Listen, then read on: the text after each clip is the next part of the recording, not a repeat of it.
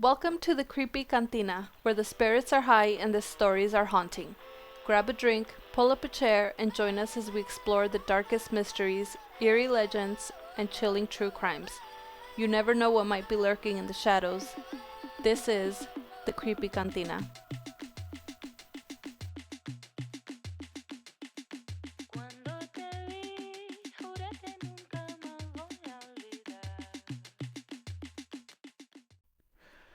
Welcome to the Creepy Cantina, where every sip is a dive into the unknown and every story is wrapped in mystery. I'm Anthony, And I'm Janelle. and every week we explore everything from spine chilling ghost tales to the darkest corners of true crime. So pull up a chair, grab your favorite drink, and join us as we explore the eerie, the uncanny, and the downright weird. Are you ready to embrace the supernatural and uncover the sinister? Then let's get started. So tonight's episode is going to be about the chilling case of Anneliese Michel, a girl who was traumatized and underwent both psychological and some say even spiritual trauma. Her case, due to its complexities and challenges, with understanding the mental health and religious framework that they were working in, has been one of the most controversial cases ever discussed when thinking about and when talking about um, demonic possession and its place in medical science. So that's where we're going tonight. Sounds exciting. How are you? I'm good. How are you? I'm good. What are you drinking? Today, right now, I'm Hmm. drinking a Riesling. Normally it's Pinot Grigio, but Yeah. I wanted to try this one. It's pretty good. Yeah. Do you like it better than your Pinot? No. Of course not. What are you drinking? So I found this bottle of tequila in the shape of an alien. Um, and I thought it was fitting because of our Our bartender. bartender? Yeah. We'll call him Zeke. So I feel like he'd be proud of me picking up that tequila. And so I mixed it with some Jose Cuervo margarita mix and a splash of orange juice. So it's actually quite refreshing. Is it? Mm-hmm. So Do you delicious. want to try some? No, thank you. It's probably better than your Riesling. Doubt it. Okay. You want Well, to switch drinks? no, because I have the superior drink. Why would I I why would disagree. I do that? All right. Anyway, so tell me, what do you know about Annalise? um, I think I've actually heard other cases of, or other people talk about this case, Okay. but nothing really sticks, you know? Nothing nothing keeps you up at night about this story. Nothing. No, because to me, really, it just sounds like a girl with some mental health issues that didn't get the care she needed. Well, I can assure you that she did have mental health issues. But as we go through this story, maybe we'll find that that's not all that she suffered from. So she had a rough life, and I think we should start at the beginning, the very beginning. Dun dun dun. All right. So Annalise Michel, or Anna Elizabeth, was born into a deeply religious Catholic family in Germany on September 21st, 1952. So her birthday's coming up, and that's when hopefully we'll be dropping this episode. I want to drop it right on her birthday. Very exciting. Super exciting. So while there are no widely reported specific traumatic events in her life, it is noted that she struggled with a strong sense of guilt, which could have been influenced by her family's religious views. Yeah, so I can kind of attest to that. I grew up in a very religious home. My parents were deeply involved in the church. It was a non-denominational church, but they were also within leadership in the church. Wait, so what does that mean? Non-denominational. So they don't claim a set, right? You know Mm-hmm. how like in gangs you have you have like your I don't know, like your Mesquite Boulevard Crips and your Pioneer Boulevard Bloods, right? Like here they didn't claim to be Lutheran or Catholic or Methodist or Baptist. They were just non-denominational. So they didn't choose one of those different like affiliations or styles of church to Okay. affiliate with. That makes sense? Yeah, that makes sense. Yeah, so they didn't claim any sets. That's so funny. Picture your mom. Just gang banging with her Jesus piece. Her huge cross. And her choir gown. But yeah, so my parents were in leadership, right? And so there was a lot of pressure on them, which of course trickled down to, myself and my sister at the Hmm. time, to be perfect all the time. So, we thought we were good kids. And, if you ask our parents today, of course, they would agree that we were good kids. But at the time, there was so much pressure on them that it didn't matter what we did. It felt like everything we did was wrong. And you couple that with hearing about sin all the time when you go when you go to church, and the whole world is damned to hell unless they accept Jesus, yada yada yada, right? Like it can make for a like you feel like you can't win, right? Like you feel helpless because you're trying to be good, but it doesn't seem like anything you do is good enough. So I can see why she would feel guilty, and have that sense of guilt, especially if she grew up around that. Yeah. Um, and in Germany and where she was in southern Germany and Bavaria, it was a deeply, deeply religious part of the country. I think some 70% of the people there identified as Catholic. So, Wow. yeah, there was a lot, like she couldn't escape it basically. But not only that, it doesn't sound like as we get more into the story, like she wanted to, because she was a very devout Catholic girl. Hmm. So again, while there was no trauma that was reported in her early life, there were changes that were happening in the Catholic Church at the time that definitely affected her.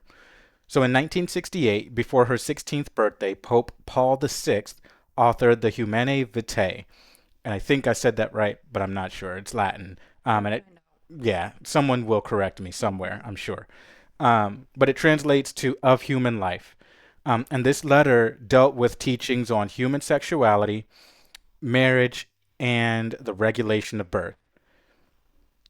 After the Second Vatican Council, which was between 1962 and 1965, there was also a shift in how the church approached the teachings on demons and exorcism. There was a broader focus on understanding human suffering and psychology, fair, Hmm. and demons were less literally interpreted and used more as a symbol of human suffering and psychology and less as an oppressive outside external force. Right. So there was a lot of turmoil in the church during her formative years where she could have reasonably been going through changes herself, discovering her own sexuality and dealing with where she stood on certain issues within the church. As a devout Catholic, she attended Mass twice a week, but when the parish that she normally went to introduced communion in the hand, she found another that stuck to the traditions that she felt were more in line with traditional teachings. Are you familiar with what communion in the hand versus communion in on the tongue is? Yeah, when they give you the no sé cómo se llama, the little, The bread of Christ, yeah, the body. Jesus body Mm-hmm. on your little tongue. Yeah. It melts. Melts in your mouth. Yes. So she wanted to go to a church that still practiced that. So that's just one example of how dedicated she was to following, her religion and her church, right? So when she was 16, she had her first seizure and was diagnosed with temporal lobe epilepsy. So the temporal lobe is associated with memory, emotion, and behavior. Disturbances to this region of the brain can lead to a range of symptoms, including auditory and visual hallucinations, altered states of consciousness, intense religious or mystical experiences, and by the time she was 20, she was diagnosed with depression and had begun to hear voices. So, you know a little bit about the temporal lobe, and how that affects, certain behaviors in people. So, Like, because you read about serial killers all the time, right? So Yeah, isn't there something there? yeah, most serial killers, not all obviously, but most of them have had some sort of injury or trauma to the frontal lobe. Mm-hmm. And after the trauma is when they start acting weird, like Killing killing squirrels. animals, yeah, fucking squirrels, whatever. Like, who screwed the pooch on this one? Right, literally. Literally. That's disgusting. It is. But yeah, it has a lot to do with that area of the brain, Okay. human behavior really, and Gotcha. especially in like younger kids. So now I'm not sure, but is the temporal lobe like is that same area of the brain or is it a different part? Because I don't know. What do you mean? Like the area of the brain that you're talking about, Hmm. is that the same area that we're talking about in this story? Yeah. Okay. Or the frontal lobe Okay. is what most serial killers have had some sort of injury or trauma to, is the frontal lobe of the brain. And that trauma would happen by like just being dropped as a baby Yeah. or Fallen, getting hit on the head. okay. There's one guy that his mom grabbed like a 2x4 and smacked him across the head with it. He passed out. He was in a What? coma for like 3 days. And then her pimp actually took him to the hospital when he Wait, went her missing. pimp? Yeah, she was a prostitute. Oh, okay. That doesn't explain it, but it kind of does.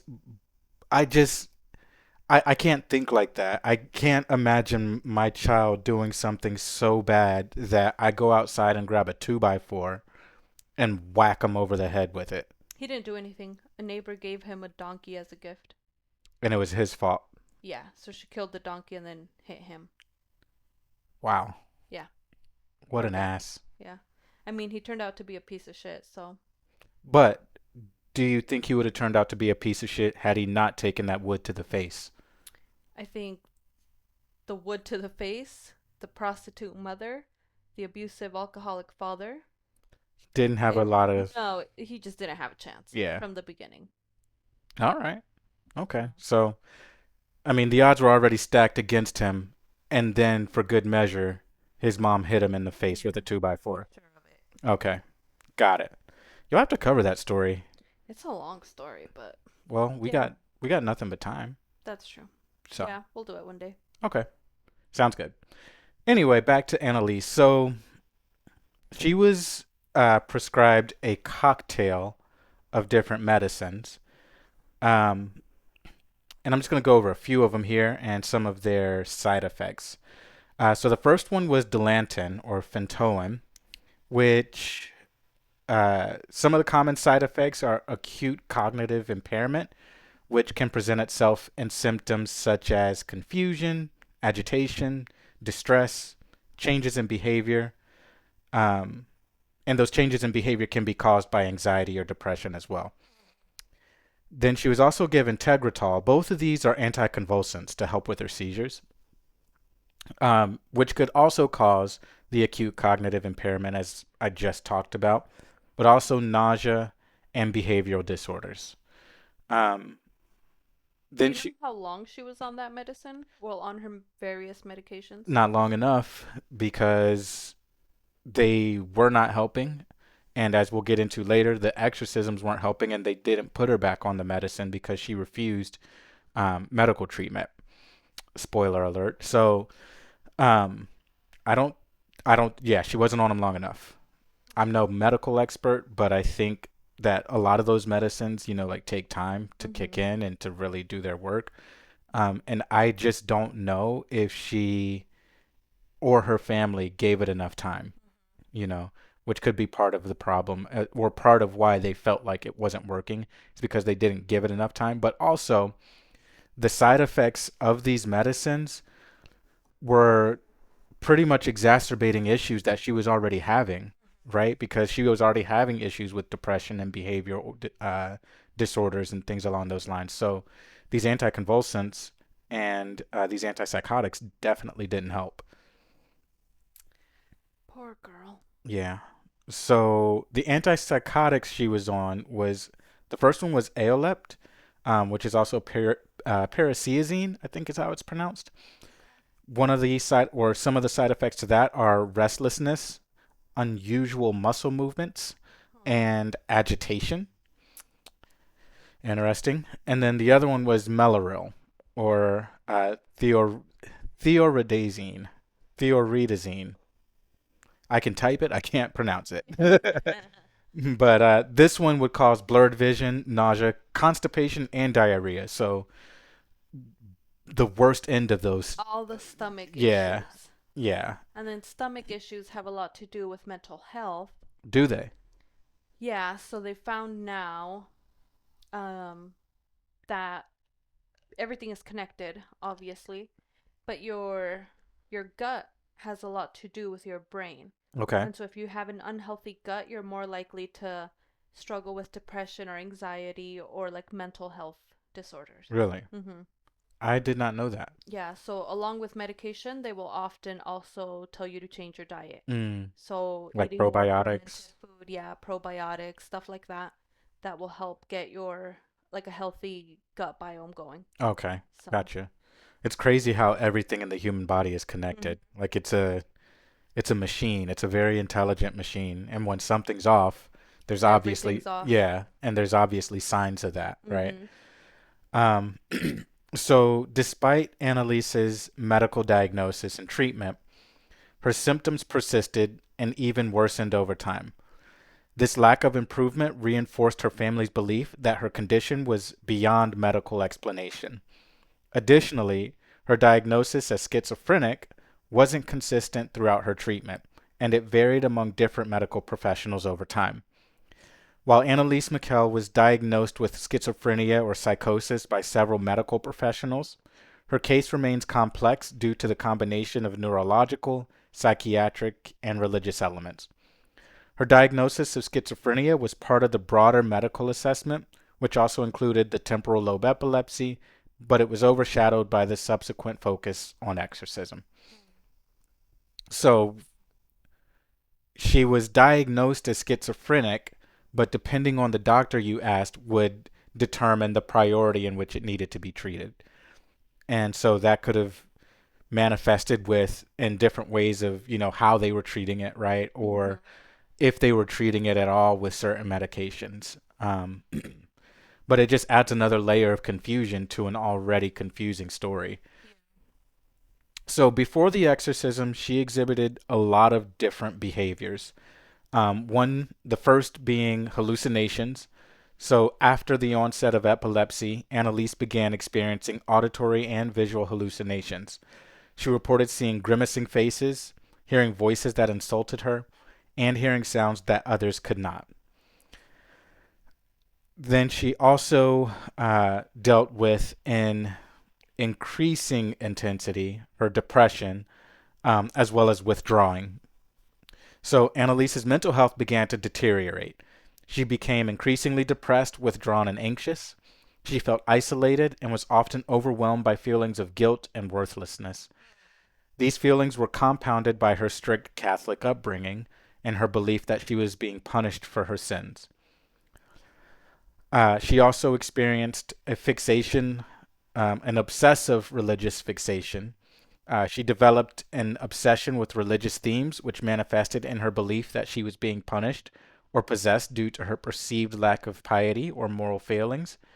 She became preoccupied with thoughts of damnation and began expressing a fear that she was damned or cursed. She also displayed aversion to religious objects. Annalise began to display an aversion to religious objects and places. She refused to look at or touch items like crucifixes, holy water, or images of the Virgin Mary. She also found it difficult to enter churches or participate in religious activities, which was unusual given her devout Catholic background. Yeah, but how much of that was actually real and how much of it was her convincing herself she's possessed? Mm-hmm. And so now she can't stand all these things that she loved before. Right. They say that reality is, nine tenths perception, I think is the phrase. So if it was real to her, then it was real, Yeah. right? It's like when our kid hurt her foot, right? And we're like, come on, it's not that bad. And she was like, you don't know what it feels like to be. She's not wrong. She did not know what it Right. felt like to her. It's the same thing here, just on a much larger scale, right? We don't know how this felt to her, but there are reports of her saying, like, she wanted to, there was a story where she wanted to go into a shrine, or they wanted to go into a shrine somewhere, and she stopped at the entrance. She couldn't go in. And when they asked her why, she said her feet were burning. She felt like her feet were burning, and so she couldn't go in. So, could that have been a manifestation of her mind? Yes. But could it also have been real? Maybe. Mayhaps. But also, it was real to her, Hmm. right? And that's the biggest thing that matters is Yeah. it was real to her, you know. Yeah. Um, yeah. So other fun behaviors that she exhibited were self-harm and aggression. Her behavior became, or behavior is not a word. Her behavior became increasingly erratic and violent. She engaged in acts of self harm, including injuring herself by tearing her clothes, throwing objects, and physically attacking family members. She would also hit, bite, and scratch herself and exhibit violent outbursts without any clear provocation. Um, then she would also do, oh, this drink's hitting a little bit. Let me take another sip. Zeke, what did you put in here? You old dog. All right, anyway, so compulsive behavior. So Annalise began engaging in repetitive ritualistic behaviors, such as genuflecting hundreds of times a day, until her knees were severely damaged. So if you're not sure what genuflecting is, it's when you get down on your knees or whatnot. And um, I don't know if it's like as punishment or self-discipline because I've never done it myself, Hmm. but it obviously had some religious significance, and so she would do that to the point that her knees were being damaged.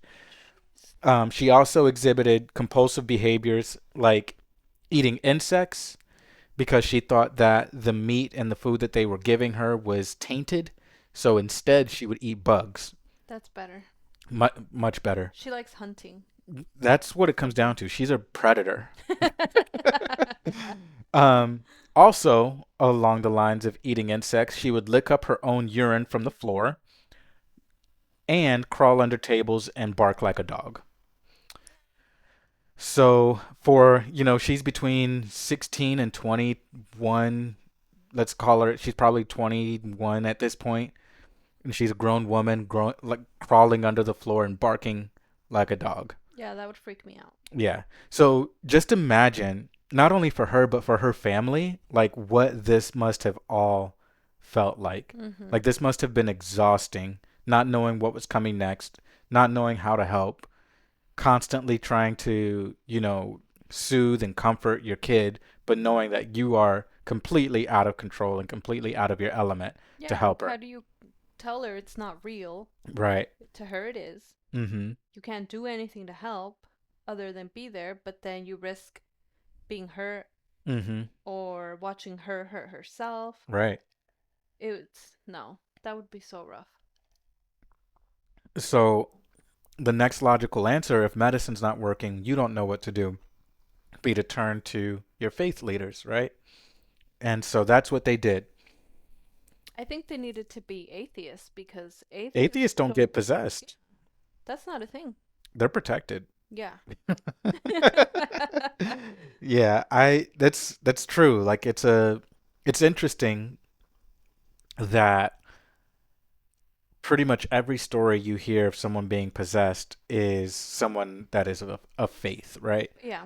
And I guess the way I think about it too is like if I were the devil and I knew that God was real and I knew that Jesus was real and my whole goal was to turn people away from God, right? If you're atheist, I don't need to worry about you. Yeah, you're You're you're you're done. yeah, Did it. mission accomplished. Like whatever I did to you that maybe I don't even remember as the devil because I'm doing a lot of things. I'm a I'm busy busy. guy. But whatever it was, it worked, right? Hmm. So I'm not going to waste any energy on you, but this girl Anna Elizabeth, who's a devout Catholic and loves God, that's the kind of person I'm going to go for because if I can turn them away from God, someone that loves him, that's the real treasure. That's a bigger prize. That's Yeah. the bigger prize, exactly. So the in that light, it kind of makes sense that it's Mm-hmm. only the The religious. religious people that get possessed. Yeah, but also think about the fact that there's other religions out there that aren't focused on, the God of the Bible. Mm-hmm. And they deal with possessions too, or what they perceive to be as possessions. And I think about, a lot of these tribal places where they don't have access to modern medicine or modern science. And if you don't know what it is, then the obvious answer is that it's something spiritual. Mm-hmm. When there really could be a medical explanation, but since you don't know that, you go back to your systems of what you Yeah, believe to in. what you do know. Yeah. So something to think about. Makes sense. Yeah. All right. So let's talk about the exorcisms. So the first exorcism was performed by Father Arnold Renz on September 24th, 1975. So if she was born in 52, Mm-hmm. then that would have put her 75. So she would have been 22 to 23 years old when the first exorcism started. She would have been 20. She would have just turned 23 because her birthday was September 21st. Oh yeah. Yeah. So the first exorcism was performed by Father Arnold Renz on September 24th, 1975. Over the next 10 months, Anneliese underwent 67 exorcisms at a frequency of 1 to 2 per week, with each session lasting for up to 4 hours. They were performed in tandem by Father Renz along with Father Ernst Alt. That would be exhausting. 8 hours a week Mm-hmm. of basically religious torture. Yeah. It may not have been torture to her in that sense, but if she feels that she's possessed, that's torture to that spirit, Mm-hmm. right? And that's affecting her body. I can't imagine the exhaustion that she must have felt, as well as those priests going through this. Yeah. But also, 67 exorcisms, 10 months. I wonder if they gave the medicine 10 months to work, I feel like no. right? Yeah. Like, I think there was a push. This is just me thinking. I don't know, right? But I think there may have been a bias towards it being spiritual before it was medical anyway, and they just went through the steps just to Mm-hmm. get to an exorcism. Because if the medicine didn't work, what is 10? Why isn't 10 months almost 70 exorcisms? Why isn't that working? Yeah. I feel like after a few exorcisms, my kid's suffering, Mm-hmm. that's enough. Yeah, Like, I'm gonna take her back to the doctor. we'll start from square one. Yeah, Yeah, we'll start all over again. But I could not put my kid through 10 months of torture. 10 months, twice a week. Mm-hmm. Yeah. During the exorcisms, this is where it gets interesting. This is why it's like maybe part of it was real. Mm-hmm. During the exorcism, Annalise channeled several different entities that claimed to inhabit her. Those entities, in no particular order, were Lucifer, Cain, Judas Iscariot, Nero, Fleshman, who was a 16th century disgraced priest from Germany, Hitler, and others. No, that Now, seems. it seems far fetched, right? Because Hitler would have been sort of a contemporary at that time. Well, maybe not a contemporary, but he would have been in recent history. I mean, he was obviously a piece of shit, Mm-hmm. but not a demon. Yeah.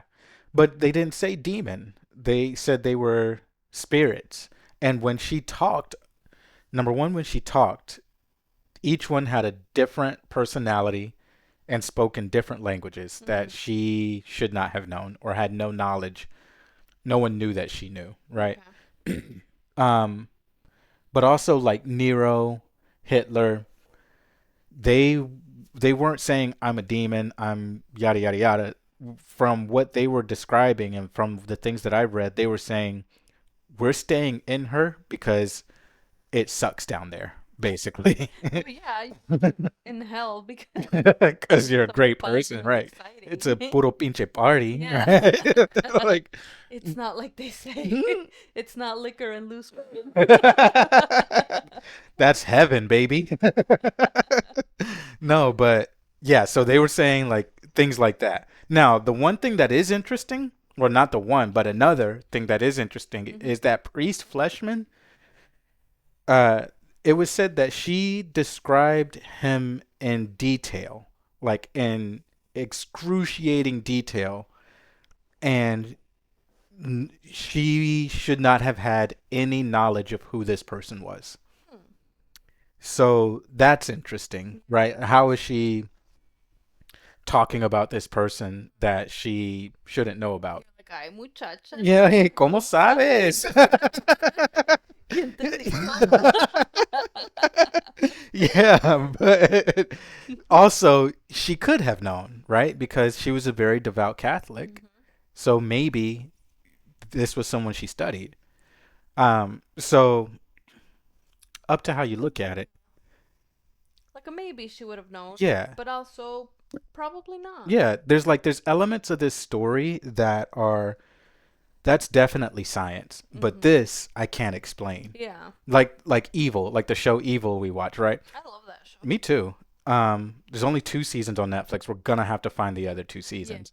But on that show, right? Like there's parts of it where it's like, okay, where Kristen's like, okay, it's this, and this. Mhm. But then something else happens and she's like, what the Yeah, fuck? like she can't explain that. She's Yeah. Like you're up, David. like, come on, big guy. Yeah. Yeah. So it's kind of like that. Now, the other thing that led them to believe it was it was not, it was demonic possession, was that she was said to have spoken in languages that she shouldn't have been able to know. So she was, of course, she spoke German. She's fluent in German. She's from Germany. But then there was Latin, ancient Greek, and French. And the only one that she was known to be fluent in was German. Now, French, up in the air. She probably could have had some basic understanding of French just based off of where she was. But Latin and ancient Greek, why would she know that Yeah. and speak it fluently? Like I know that there's parts of the Bible that were written in Greek, and so she may have studied some Greek to learn that maybe, right? Hmm. But she, in the state of mind that she was in, I would not imagine that she would be able to recall that and let alone speak it fluently. That and Latin, right? Like that just doesn't make sense to me. Yeah, and to be switching between Mm-hmm. the Different. Go ahead. Go ahead. yeah the four languages, like Mm-hmm. that's very talented. Yeah. So yeah, switching between the languages, switching between different personalities. It was reported that it sounded like there was multiple voices speaking through her. Yeah. I was actually able to get my hands on some of the exorcism audio. Hmm. I actually found an hour and a half of it. Woof. Yeah. Um, I only listened to 3-ish minutes and I was good. And so I put that it's going to be in school in our Were you so platform. scared? I wasn't, but well, no, I wasn't. But let me tell you this. First of all, I didn't want to put an hour and a half up because if you can sit there and listen to it for an hour and a half, you also need professional help as well. Like, because there's absolutely no way. You are not okay. Yeah. But I wasn't scared. But at one point, it did scare the shit out of me because I was like, look, I was working, right? I was working Hmm. from home. I had my headset connected to my phone so I could take calls. And in between calls, I was like working on this project. And so I was listening to the audio so I could like try to figure out what piece I wanted to get and then put it up for people to hear. And I got a call. So I took the call, answered the call, and then hung up. And then the audio immediately started playing again through my headset. I was like, oh, no, no, no, no, no. I've never. Please. Is that you? I've never taken a headset off so fast in my life. Go grab the sage. Yeah, I know. So yeah, so I it that scared me because I wasn't expecting it. But That would be scary. yeah. Um so physically She would bite herself, hit her head against the wall or floor, and perform other acts of self harm. Her body would also twist into positions that would seem physically impossible. She would react violently to the presence or use of religious objects. She would also verbally attack the priest, mocking them in their faith, or deny the existence of God, which for someone like her would be a clear sign to these priests and her family that she's possessed, right? Um, so during one of the exorcisms, she actually had a vision. Anneliese claimed to have had a vision of the Virgin Mary. In this vision, Our Lady appeared to her and spoke to her. In the vision, the Virgin Mary reportedly offered Anneliese a choice. She could either be freed from the suffering she was enduring due to her perceived possession, or she could continue to suffer for the salvation of souls. According to Anneliese, Our Lady asked her to make a decision about whether to stay on earth and endure her suffering or to go with her to find peace. Anneliese chose to continue suffering. She believed that by doing so, she would atone for the sins of others and help save souls, aligning with her deep religious devotion. She's a better man than me, Me, 'cause yeah, I would have been out of there. like, all right, Miss Mary, where we going? But Say bye to my parents, and I'm out of here. yeah. But when you think about it from her perspective, right? This was a girl who suffered with thoughts of being worthless.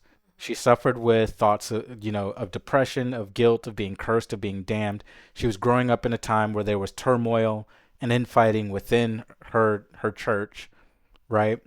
She herself may have thought that some of these people that are clinging to these more modern or contemporary views are wayward or um, being are straying away from the church.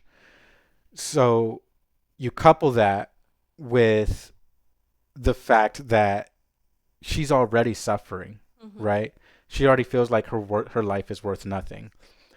So maybe she thought that by doing this would give her life some meaning, and by doing so, she would also, not only atone for her sins, but be able to help others.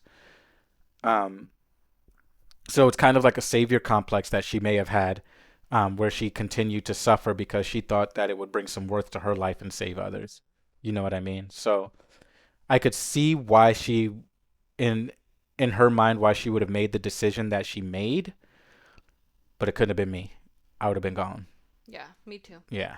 So I am not fit to be Captain Save-A-Ho. yeah, retired the cape a long time ago. See you later, guys.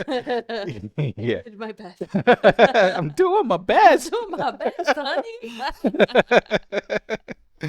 um, so this vision, also before I continue, remember one of the side effects of her or symptoms of her epilepsy Mm-hmm. was deeply religious visions or hallucinations or mystical experiences.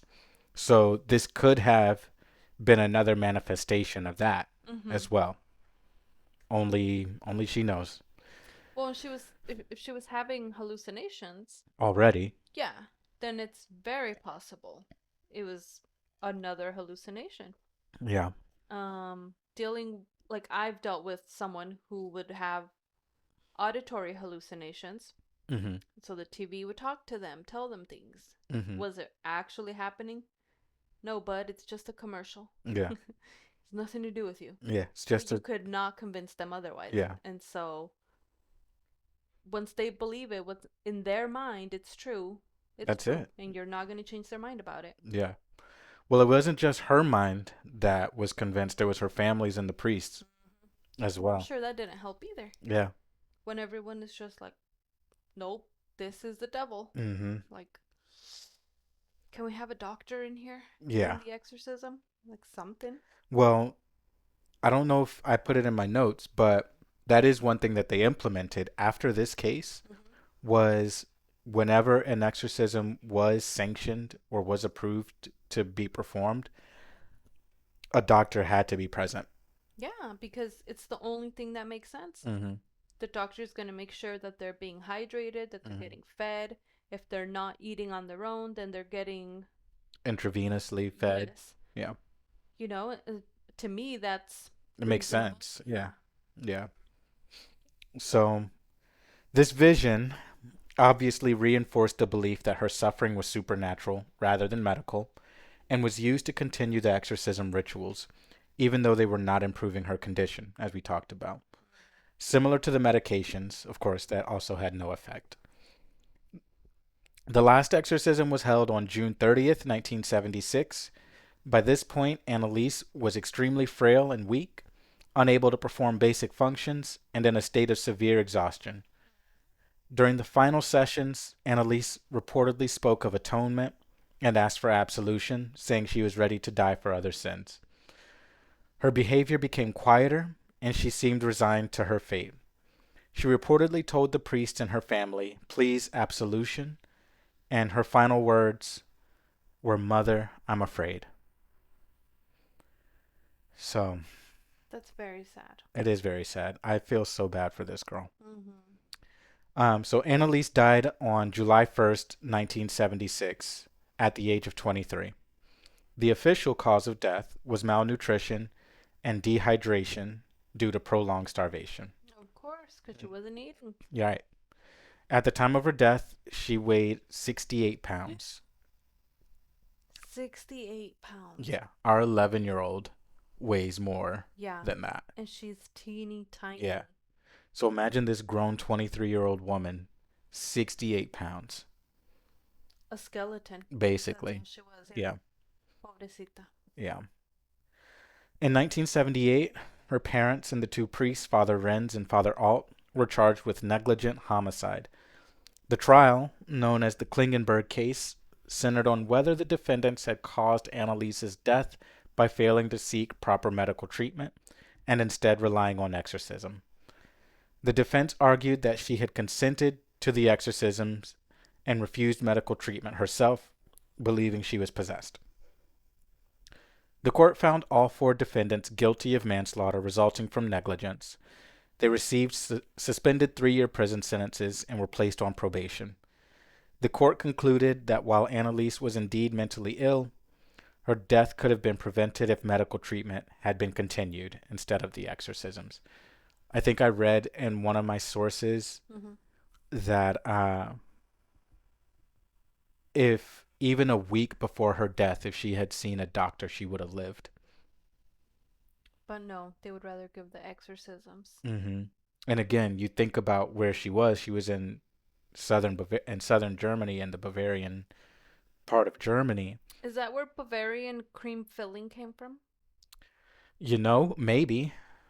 I don't know. I don't like it. Well, you don't have to eat it. I don't. Okay. But now I know why I don't like it. It's too Catholic. They killed Annalise. There's a lot of mistakes made when they made that cream. Yeah, I don't like it. Don't want it, don't eat it. But yeah, no, there were people that were interviewed from, about the case, or people that the public commented on the case, and they said in northern Germany, something like this never would have happened. And I have to believe that's true. Me too. Also, like, at what point is a priest responsible? Because they see her, she's not eating, she's not drinking water.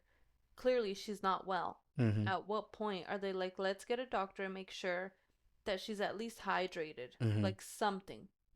Well, that's why they charged them with negligent homicide, because there was no evidence of malice or Mhm. ill intentions involved.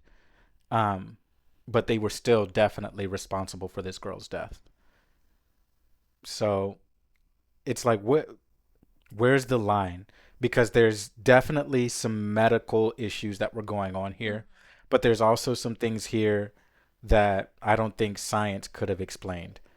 Like if you hear those tapes of her exorcism,